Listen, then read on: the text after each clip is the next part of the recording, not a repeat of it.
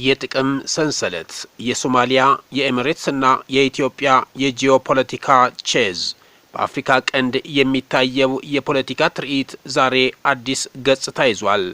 በአንድ በኩል ለዘመናት በጦርነትና በሽብር የታመሰችው ሶማሊያ፣ በሌላ በኩል ደግሞ በፔትሮ ዶላር ጡንቻዋ ዓለምን እያናወጠች ያለችው የተባበሩት አረብ ኤሚሬትስ።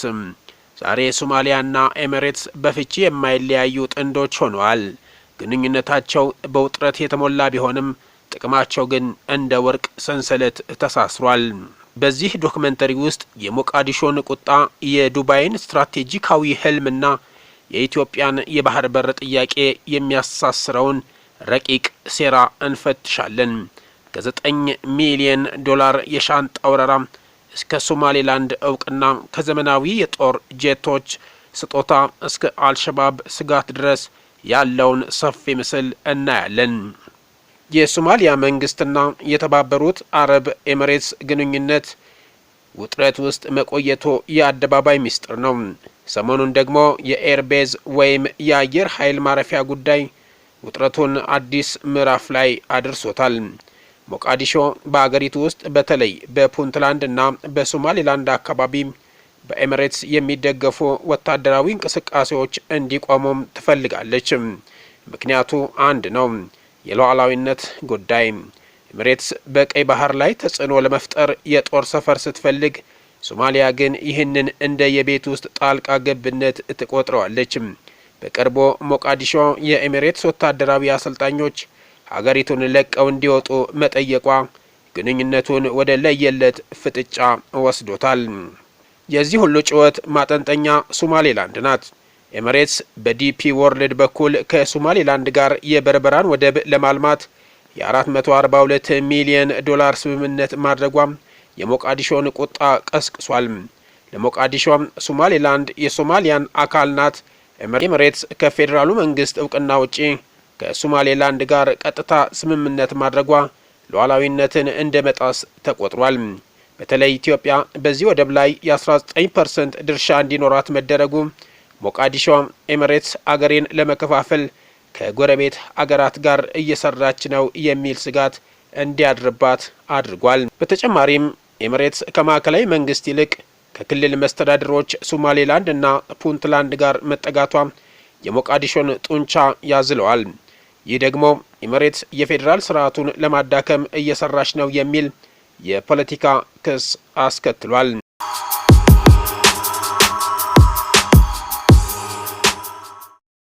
የ9.6 ሚሊዮን ዶላሩ ሚስጥር ሚያዝያ 2018 በሞቃዲሾ አየር ማረፊያ የታሪክ መዝገብ ላይ የማይረሳ ቀን ነበር።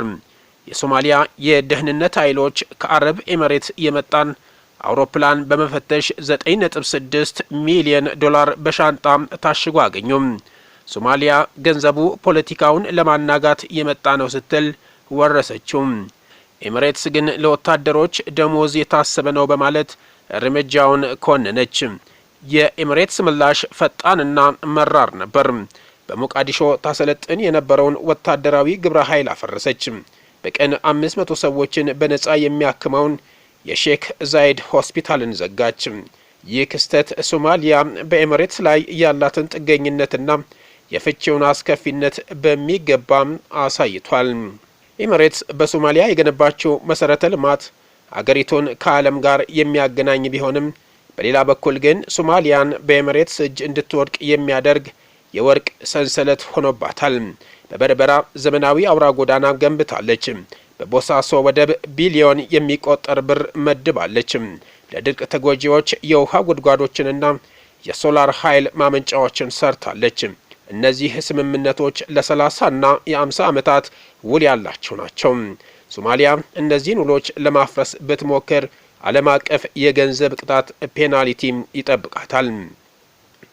ከዚህ በላይ ኤሚሬትስ ውጡ ስትባል የገነባቸውን ሆስፒታልና ወደብ ይዛ ወይም አውድማ ልትወጣ ትችላለች።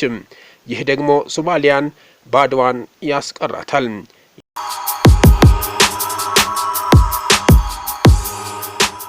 የኢትዮጵያ ስትራቴጂካዊ ሚናና የጄቶቹ ስጦታ።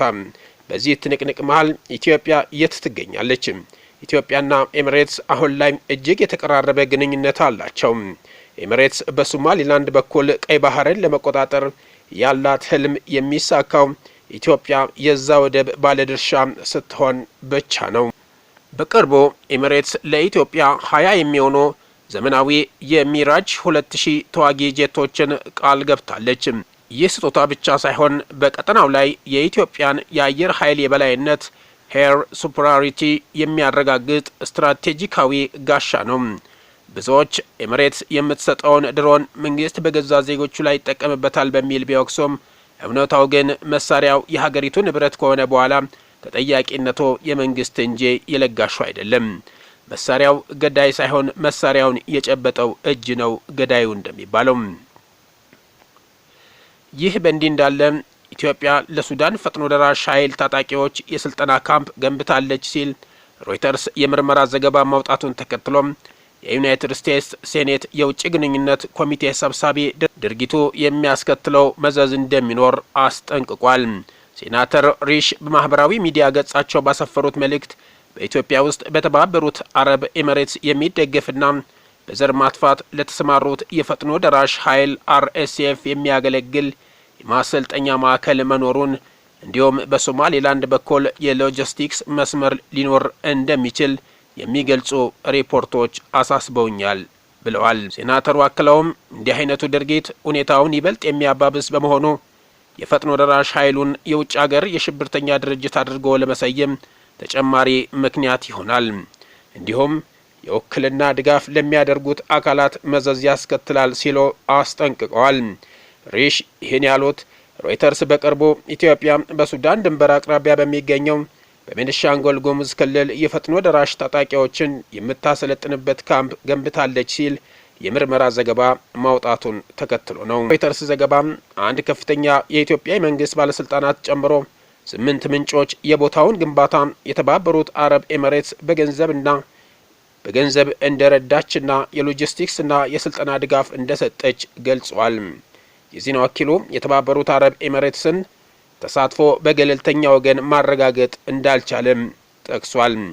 የኤሚሬትስ የውጭ ጉዳይ ሚኒስቴር ሀገሪቱ በሱዳን ግጭት ውስጥ አለመሳተፏን ለሮይተርስ ገልጿል። የሱዳን የእርስ በርስ ጦርነት በ2015 ዓ.ም የጀመረው በሱዳን ጦር ኃይል SAF እና በፈጥኖ ደራሽ ኃይሉ RSF መካከል በተፈጠረ የስልጣን ሽኩቻ ሲሆን ግጭቱ ከፍተኛ ሰብአዊ ቀውስ፣ መፈናቀል፣ ረሃብና የቀጠናዊ አለመረጋጋት ስጋት ደቅኗል። የሮይተርስ ዘገባ አንድ የኢትዮጵያ የውስጥ የደህንነት ሰነድን ጠቅሶ እንደገለጸው በአመቱ መጀመሪያ ላይ በሺዎች የሚቆጠሩ የፈጥኖ ደራሽ ኃይል ተዋጊዎች በተጠቀሰው ቦታ ስልጠና ሲወስዱ የነበረ ሲሆን የሎጂስቲክስ ድጋፉም ከኤሚሬትስ ጋር የተያያዘ ነው ብሏል። የሳተላይት ምስሎች የግንባታ እንቅስቃሴው ካለፈው አመት ሚያዝያ ወር ጀምሮ እንደነበር የሚያሳዩ ሲሆን ይህም መሬት መመንጠርና የድንኳን ተከላዎችንና የመሰረተ ልማት ግንባታዎችን ያካትታል። በተጨማሪም በአቅራቢያው በሚገኘው በአሶሳ አውሮፕላን ማረፊያ የድሮን እንቅስቃሴ ሊደግፉ የሚችሉ ግንባታዎች መታየታቸው ተጠቅሷል። የካምፑ ለታላቁ የኢትዮጵያ ህዳሴ ግድብ ቅርብ መሆን የቀጠናዊ ውጥረቱ በቁልፍ መሰረተ ልማቶች ላይ ስጋት ሊፈጥር ይችላል የሚል ስጋት እንዲያድርባቸው አድርጓል።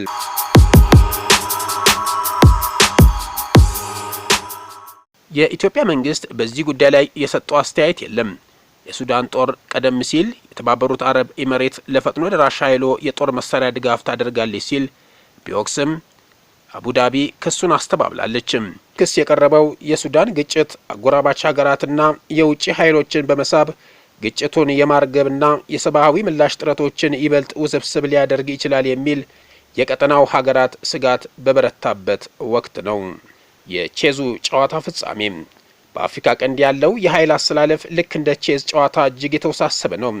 ግብጽ ኢትዮጵያን ለመክበብ ከሞቃዲሾ ጋር ስትወገን፣ ኤሚሬትስ ደግሞ ለኢትዮጵያ ዲፕሎማሲያዊና የገንዘብ ጋሻ ሆና ቆማለች። ሶማሊላንድ ራሷን የቻለች ሀገር መሆኗ ለእስራኤልም ሆነ ለአሜሪካ አዲስ አማራጭ ሊሰጥ ይችላል። በሌላ በኩል በአዲስ አቅጣጫ ማለትም በምዕራብ ኢትዮጵያ ሱዳንን አልፎ በቤኒሻንጉል የተከፈተው የጦር ቤዝ በግብጽና የኢትዮጵያ ጸብ በሳውዲና ኤሚሬትስ መሪነት የቀጠናውን ውጥረት እያጦዘው ይገኛል። በዲፕሎማሲው ዓለም አንድን መንግስት ሊያስመሰግነው የሚገባው ትልቁ ስኬት የሀገሩን ብሔራዊ ጥቅም ሊያስከብሩ የሚችሉ ሀያላን ወዳጆችን ማፍራቱ ነው። የኢትዮጵያ መንግስት ከኤሚሬትስ ጋር ያለው ግንኙነት ለሀገሪቱ የረጅም ጊዜ ህልም ወሳኝ ግብአት ነው። ዛሬ ላይ ሶማሊያና ኤሚሬትስ በፍቺ ባይለያዩም በሞቃዲሾና በዱባይ መካከል ያለው የጥቅም ገመድ ግን ከመቼውም ጊዜ በላይ ተወጥሯል። ቀጣዩ እርምጃ ምን ይሆን? ጊዜ የሚፈታው ይሆናል። የመረጃ ምንጮቻችን ከናኦል አዶናይና ከኦርን ኦፍ አፍሪካ እንዲሁም ከሮይተርስ ያገኘናቸውን አጠናክረን በዚህ መልክ አቅርበናል። ሰላም ሁኑ።